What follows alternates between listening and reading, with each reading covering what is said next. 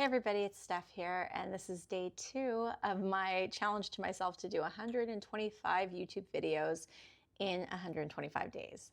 So I'm excited about this, and I want to put out content that is good for you and helpful and hopefully beneficial in some way. So for today, I thought, for anybody who doesn't know me, I work as an executive producer in the entertainment industry as well as a coach. I've done over 6,000 hours of one-on-one coaching, and I love it. I love and get very excited about other people getting excited about their dreams, their dream projects, and their goals. And I know when we talk about dreams and goals, I feel like there is a lot of discussion out there on whether they are good or bad. There are a lot of people like me who believe that they're extremely important and very beneficial because they shape your life.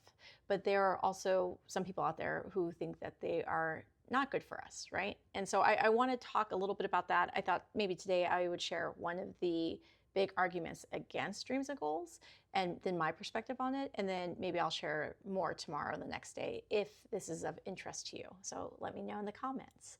But for the first one, I would say one of the biggest arguments against setting dreams and goals that I've heard is that you can be totally happy with your life. But if you set a dream or goal, now all of a sudden you're kind of setting that happiness out in the future once you achieve that. And if you don't achieve that dream or goal, now you are in danger of feeling more disappointed than you were when you first started. More disappointed about your life because now you're noticing the huge gap between where you are and where you want to be. And it could just leave you feeling more, sad, disappointed, unappreciative of your life. So I hear that and I understand that completely.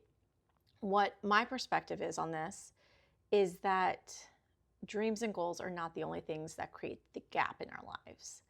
Unfortunately, I feel like it's a little bit unavoidable because if I've never set a dream or goal in my life and have no plans to, I will still notice gaps. I just think it's a little bit inevitable with social media and how loud the world is these days.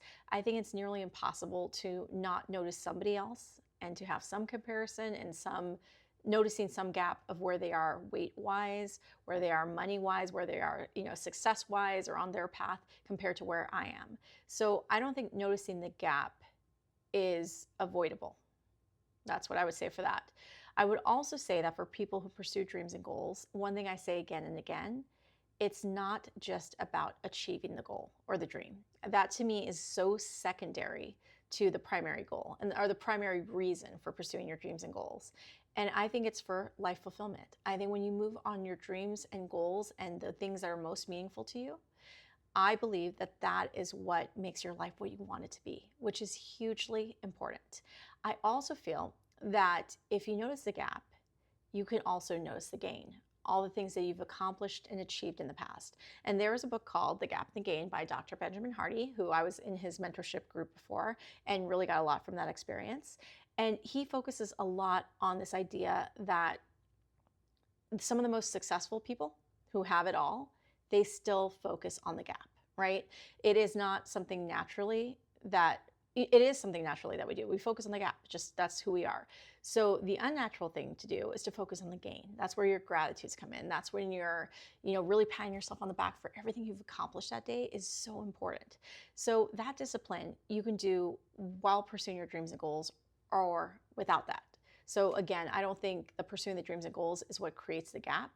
I think gaps are created in all sorts of ways by our perspective, but I think we can pursue dreams and goals while still being super appreciative of where we are today, super grateful, super lucky, super blessed, and still take the steps forward to reach our next dreams and goals.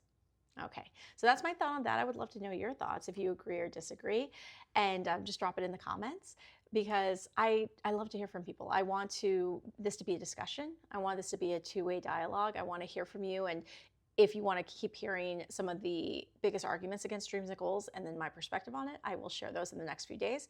If you want me to take a different direction, I'm open to that too. I want these to be beneficial for you.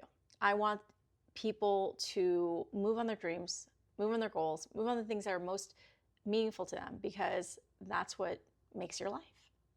All right, so this was day 2. I'll see you tomorrow for day 3. Bye.